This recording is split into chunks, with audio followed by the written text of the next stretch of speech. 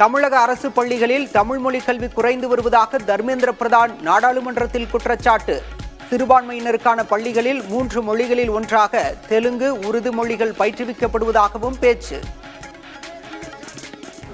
Those who are advocating only 2 language formula, in their own government school, the Tamil language is declining. The colonial language is increasing. This is an alarming thing. No more Buredeswar.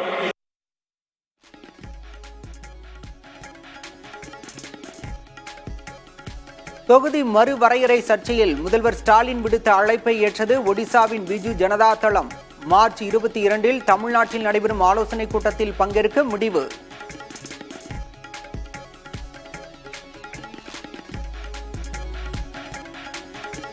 விதிமீறலில் ஈடுபட்டதாக மத்திய அரசின் 17 மக்கள் மருந்தகங்களுக்கு தமிழ்நாடு மருந்து கட்டுப்பாட்டு இயக்குநரகம் notice.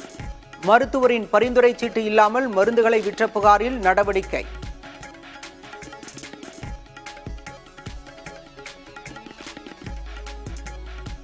Dindigul Vathalagundu தேசிய நெடுஞ்சாலையில் உள்ள லட்சுமிபுரம் சுங்கச்சாவடியை அடித்து நொறுக்கிய மக்கள். 4 வழிச்சாலை பணிகளை முடிக்காமல் சுங்கச்சாவடியை செயல்பாட்டுக்கு கொண்டு வந்ததாக எதிர்ப்பு.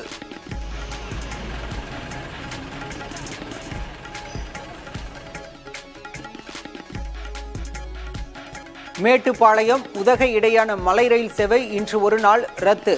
கனமழையால் ரயில் பாதையில் பாறாங்கற்கள் விழுந்ததால் நடவடிக்கை.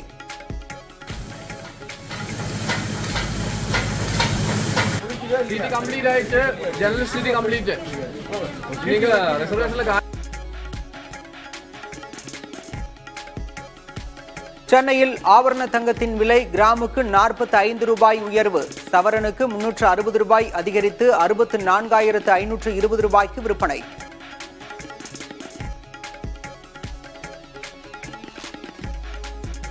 ராமநாதபுரம் மாவட்ட விசைப்படகு மீனவர்கள் இன்று முதல் 5 நாட்களுக்கு மீன்பிடிக்க தடை. கச்சத்தீவு அந்தோணியார் ஆலய திருவிழாவை முன்னிட்டு நடவடிக்கை.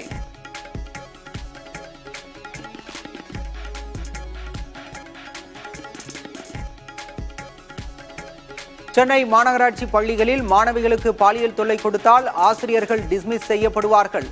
மாநகராட்சி மேயர் பிரியா எச்சரிக்கை.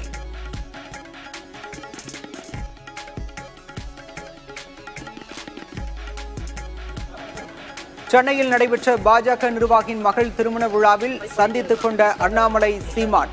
ஃபைட் பண்ணிக்கிட்டே இருங்கண்ணா என சீமானுக்கு கை கொடுத்த அண்ணாமலை.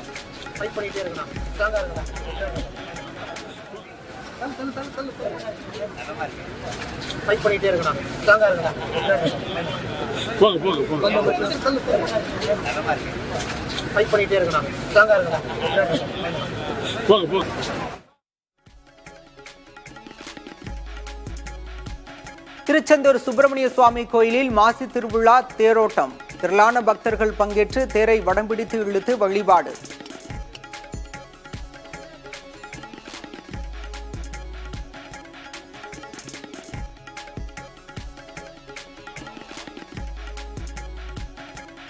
திருச்சி பெல் நிறுவனத்தின் பொது மேலாளர் பணியின் போது துப்பாக்கியால் சுடப்பட்ட நிலையில் உயிரிழந்து கிடந்ததால் பரபரப்பு.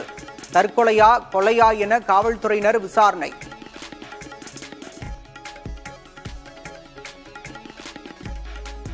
இந்தியாவில் அடுத்த 20 ஆண்டுகளில் 30,000 விமானிகள் தேவை. விமான போக்குவரத்து துறை அமைச்சர் ராம்மோகன் நாயுடு தகவல்.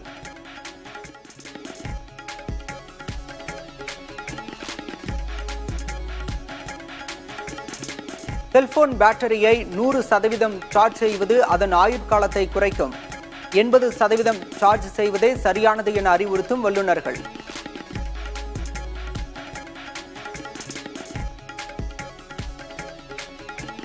நடிகை ரன்யா ராவ் மீதான தங்க கடத்தல் வழக்கில் வளர்ப்பு தந்தையான கர்நாடக டிஜிபி ராமச்சந்திரா ராவுக்கு தொடர்பா?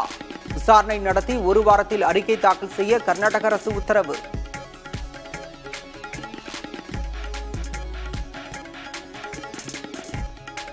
சவுதி அரேபியாவில் நடைபெற்ற போர் நிறுத்தம் தொடர்பான பேச்சுவார்த்தையில் முன்னேற்றம். 30 நாட்கள் போர் நிறுத்தம் பரிந்துரையை ஏற்க யுக்ரைன் பிரதிநிதிகள் சம்மதம்.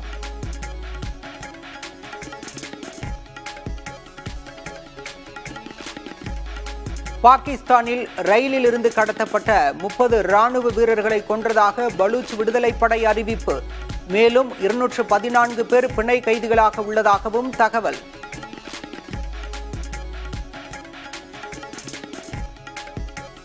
கால்பந்து ஜாம்பவான் மரடோனா மரணம் குறித்து மீண்டும் விசாரிக்கும் அர்ஜென்டினா நீதிமன்றம்.